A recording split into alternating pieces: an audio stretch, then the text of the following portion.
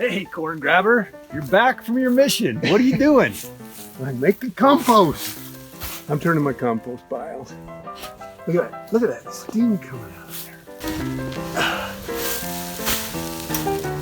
there. You heard about this deal? Laurel Parkinson needs some videos on gardening to send out to the board. So is he gonna get someone that knows what they're talking about? I don't think so. So far, they've all just been hacks. Oh, okay.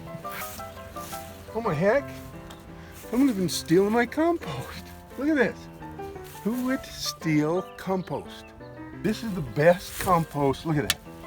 This is the best compost in all of Utah, right there. What's this? Oh my heck, look at that. What is that? looks like straw. It's straw. I never put straw in my compost. Who could that Someone be? who put straw in their compost? Can't believe it. Who would put straw in compost? It would have to be someone who doesn't know how to make good compost, and I guess someone who understands the value of good compost. So anyway, what does Laurel want us to? Does he want us to do something? What does he want us to do? Yeah, I think we're supposed to just cut some trees, prune some trees, and show prune? people how to prune without, wrecking the tree.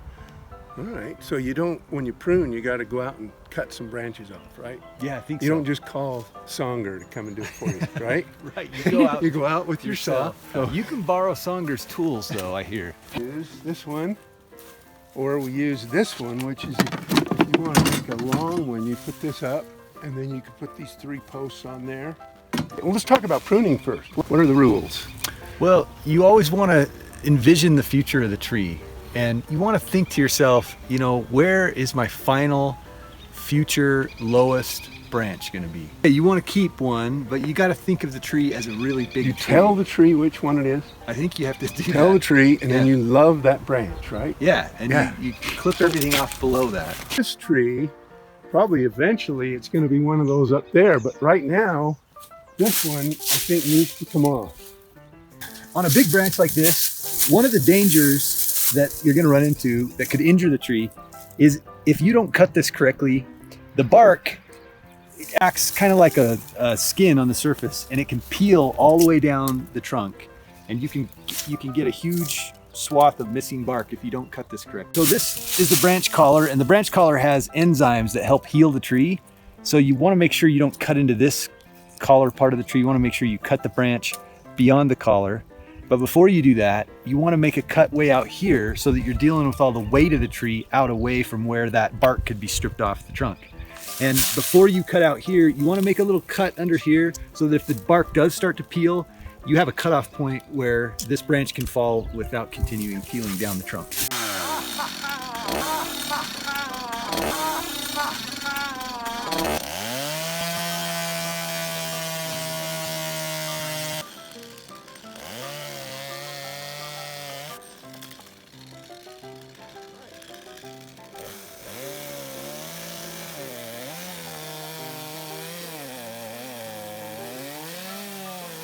A lot of times you'll be mowing around your yard and you'll have a branch that's kind of just hanging a little too low, and maybe it's not a branch you want to take off, but you just want to cut it back or cut it up a little bit. And one of the worst things you can do is just cut it short and leave an end like that, because the tree just has a weird spidery growth after that, and it's not very appealing aesthetically. So the best thing to do is to come back to a point where you've got a branch that's either going the direction you want, or you've got a node like this and just cut right there, and that allows the branch to spring upward and you've got a more upward trajectory. Or even if you want to shorten it further, at least cut it where there's a little branch that's coming up that can accept the root energy and grow the way you want it to go. I like this one right here. Right here? Yeah. So like that. Beautiful. Do you have any of those big pruners? Big pruners? Big pruners? Pruners, you mean like big pruners? I think I do. I think they're in the shed.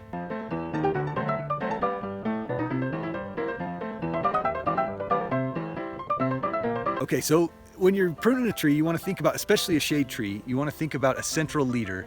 And what that means is that anytime you've got a branch coming off to the side that's more than 1/3 the diameter of the central leader, you want to take that off. Because if you don't, there will be competing apical dominance between those two leaders. And we'll give you an example of that right here. Let me just turn around and climb this ladder and I'll show you what I mean. Example of a place where we don't have a good central leader, because we've got, this should be our leader, but you can see there's an equal sized branch that's coming off this side, and it's pretty close to the same size. So you've got like a split leader. And if you can zoom in on this, you can see that if I pry these apart a little bit, those even want to separate because there's a situation here called included bark. And over time, as these get bigger and bigger and they put on a lot of diameter, they'll push each other apart and this tree will split right here, and half the tree will fall off onto the ground and probably peel a bunch of bark, and you'll have a super ugly tree. Oh, got it.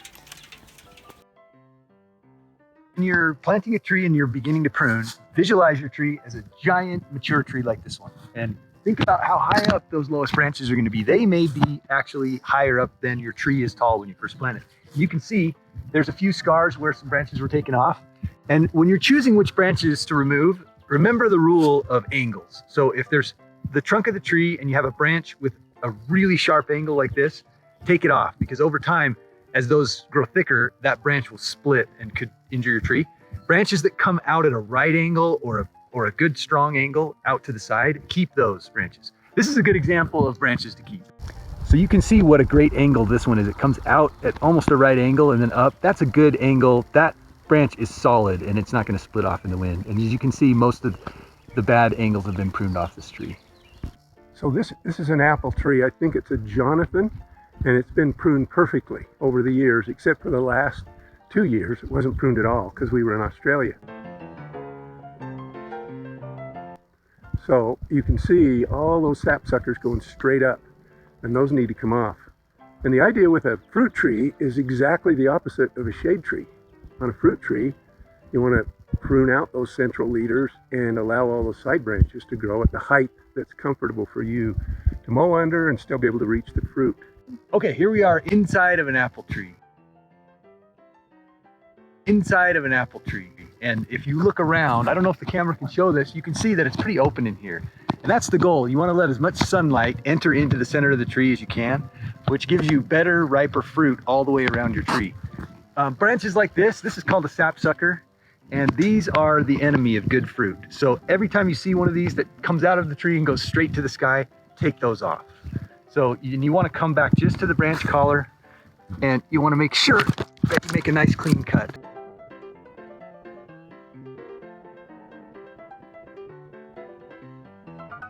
Here we have a dead branch on this apple tree, and this is a concern because there's no bark to protect from moisture and disease entering into the tree through that dead branch. So you want to take those off and allow the tree to heal over that spot.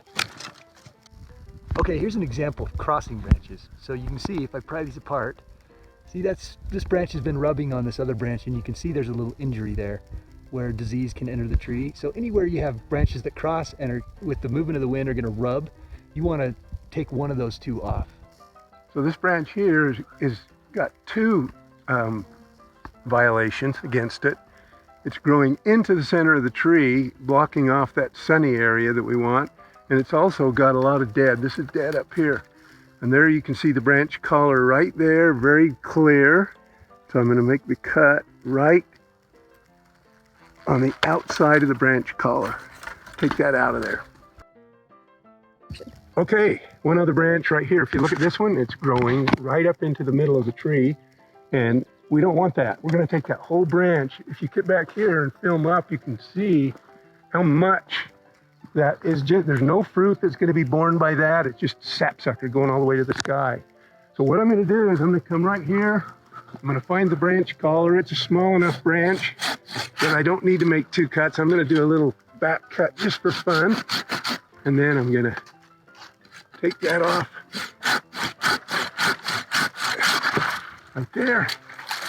Okay, this tree has suffered what we call southwest winter injury. And what happens is in the winter, you have this white snow and the sun hits the snow at a low angle and it bounces up on the tree and it superheats the bark on the tree. The tree thinks that it's spring, and so it starts to run sap during the day, and then at night it freezes and it kills the bark on the tree.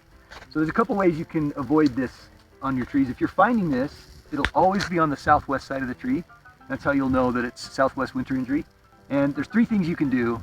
You can either wrap the tree with an approved nursery tree wrap, but make sure you unwrap it during the summer because pests can get behind that wrap and bore into the tree and cause problems. And moisture, and you can get mildew on the trunk and things that will hurt your tree. So make sure they get unwrapped for the summer. The second thing you can do is you can paint it with a white paint. And if you just get 100% latex paint and kind of water it down and paint it on, that works pretty good. The third thing, and this is the cure that I like the best, is you can just take a couple of posts and drive them in the ground here to shade the tree. And maybe put something between them like a 2x4 or something so that during the hottest part of a winter day on that southwest, it's shaded. And that'll keep the sap from activating. Okay, some trees will have a tendency to send suckers up from around the base of the tree. And these are just kind of ugly. And so you want to prune these off. This is an autumn blaze maple.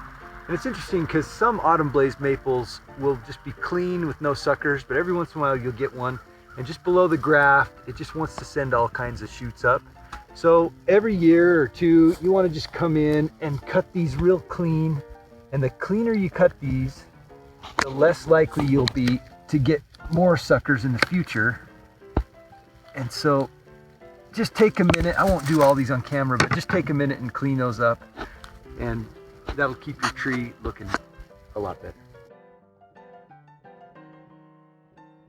Wow, this is so open. You know, there's enough sun coming in here. You could put a lounge chair here and Grandma could sunbathe Lay right out. here. She could lay out. No one would even see her I'm inside this thing. Sure that she's going to be so excited about it. This is the place. This is it. I'm telling her.